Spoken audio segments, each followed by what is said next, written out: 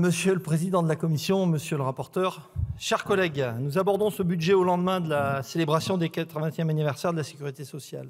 Chacun peut dire à cette occasion son attachement à notre modèle de protection sociale. Certains ont même prétendu vouloir le sauver. Pour ma part, je constate surtout que la Sécurité sociale est grandement maltraitée et mise en difficulté au détriment de ceux pour qui et par qui elle existe, à savoir chacun d'entre nous. Ce projet de loi de financement de la Sécurité sociale ressemble à tous les précédents, avec toutefois une portée austéritaire inédite. Il part du constat qu'il y a un déficit qui s'aggrave, c'est vrai, nous ne le nions pas, mais ce gouvernement, comme les précédents, n'interroge pas les causes du déficit. Le déficit serait forcément un dérapage des dépenses, et partant de cette vision pour le moins très simpliste, le seul levier serait de réduire les dépenses.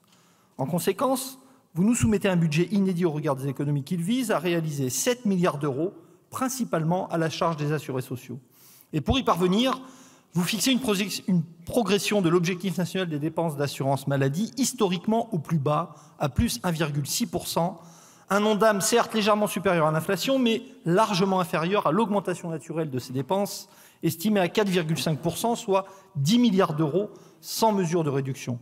Les 5 principales fédérations hospitalières ont d'ores et déjà dénoncé le pire cure d'économie sur l'hôpital depuis les années 2010 et ont annoncé qu'il leur manquera au moins 1 milliard d'euros pour fonctionner.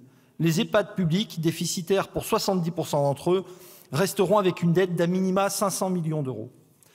Donc sans être un grand comptable, nous savons tous d'ores et déjà que cet Ondam ne pourra être tenu et que mécaniquement il creusera le déficit de la sécurité sociale. Nous savons tous que ce budget aggravera encore le déficit de nos hôpitaux qui culmine à plus de 2,8 milliards d'euros, ainsi que celui de nos EHPAD et qu'il affectera lourdement la qualité de l'accès aux soins. Parce que, de fait, il n'y aura pas moins de malades et pas moins de maladies professionnelles et d'accidents du travail parce que vous réduirez les droits relatifs aux arrêts de travail. Il n'y aura pas moins d'ALD parce que vous allez rogner les droits des personnes en ALD non exonérantes. La paupérisation de notre société ne ralentira pas parce que vous allez geler l'ensemble des prestations sociales et sous-indexer durablement les pensions de retraite. Et de la même manière, ce n'est pas parce que vous allez décaler d'une génération l'application de la réforme des retraites que la population consentira à cette réforme injuste et que les travailleurs trouveront la force de pousser jusqu'à 64 ans et 43 annuités de travail. Toutes vos propositions contournent le problème tel que la dégradation des conditions de travail ou l'absence de politique publique de prévention et tentent de rendre invisibles ceux qui en souffrent, au premier rang desquels les travailleurs et les malades, ainsi que l'ensemble des professionnels de santé. De ce point de vue, ce budget feint de méconnaître les voies alternatives qui pourtant existent. D'ailleurs, les 3 hauts conseils mandatés en mars dernier par François Bayrou ont affirmé qu'il était tout à fait possible de bâtir, je cite, « une stratégie cohérente et juste, inscrite dans la durée pour rétablir progressivement les comptes sociaux, de proposer des solutions répartissant équitablement la charge de l'effort, sans renoncer à la couverture des besoins, en particulier pour les populations les plus vulnérables. » Oui, il est tout à fait possible d'être financièrement responsable et socialement ambitieux. Mais pour ce faire, il faut rompre avec la vision court-termiste, pour reprendre l'expression du Conseil de la CNAM, qui a massivement rejeté ce PLFSS.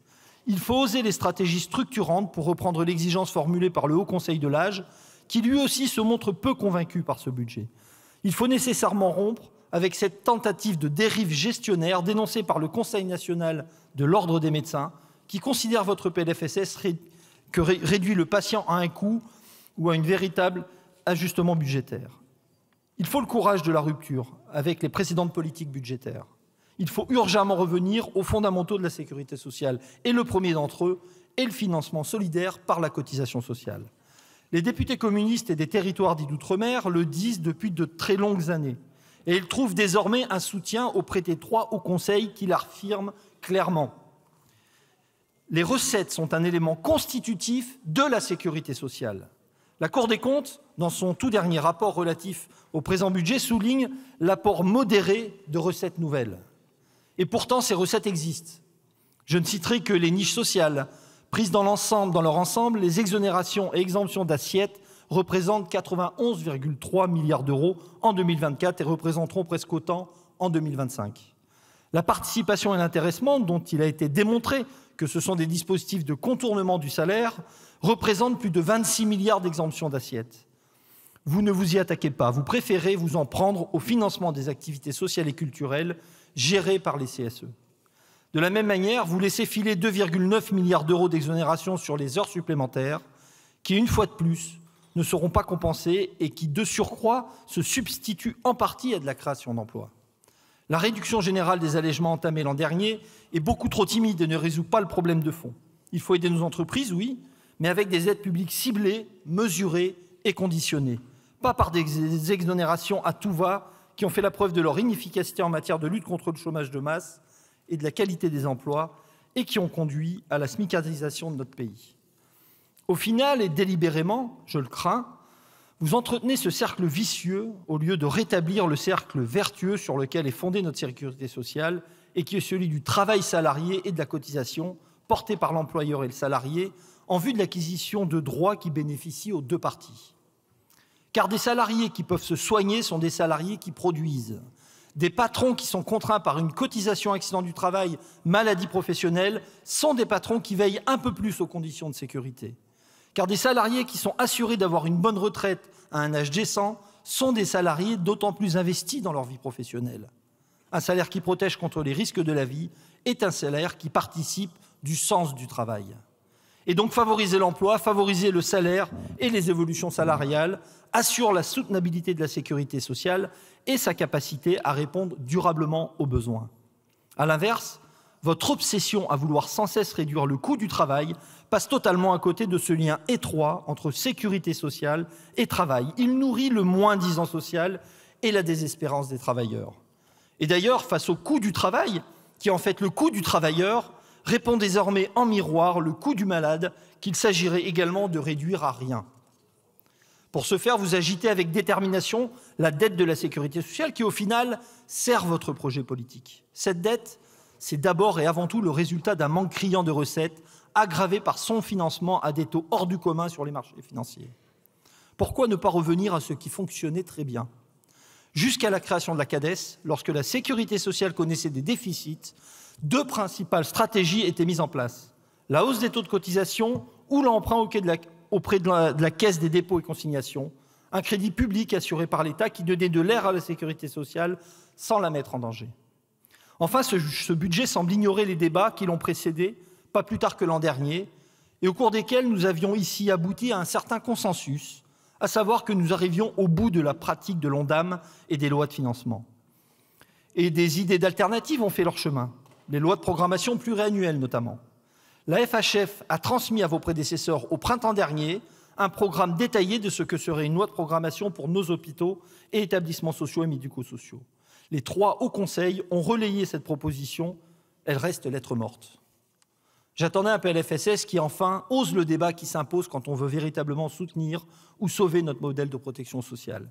Le débat sur les recettes issues de la cotisation, le débat sur la financiarisation de la dette, le débat sur les impasses de l'Ondam au regard de la stabilité qu'apporterait la programmation en santé.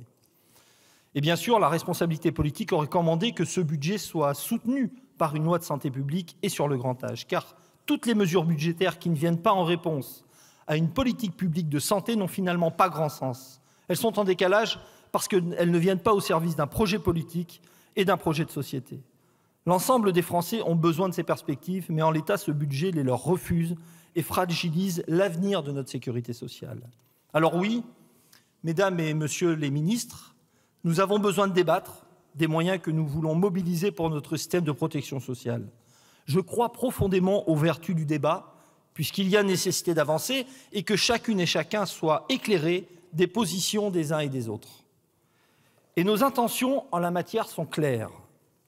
Pour le groupe GDR, nous voulons maltraiter votre projet. Le maltraiter à un tel point qu'il devienne un autre projet de financement de la sécurité sociale et qui réponde enfin aux besoins grandissants de la population. Madame la ministre chargée des comptes publics, vous m'avez interrogé en commission sur notre positionnement qui conduirait à avoir des recettes sans cesse en augmentation, selon vos mots, sur la soutenabilité du financement de la Sécu par la cotisation.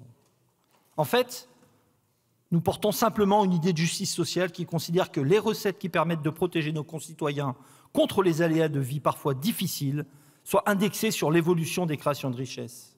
C'est le principe de la cotisation. En d'autres termes, nous voulons que celles et ceux qui créent ces richesses ou qui ont créé ces richesses profitent justement et dignement des fruits de leur travail. Je vous remercie.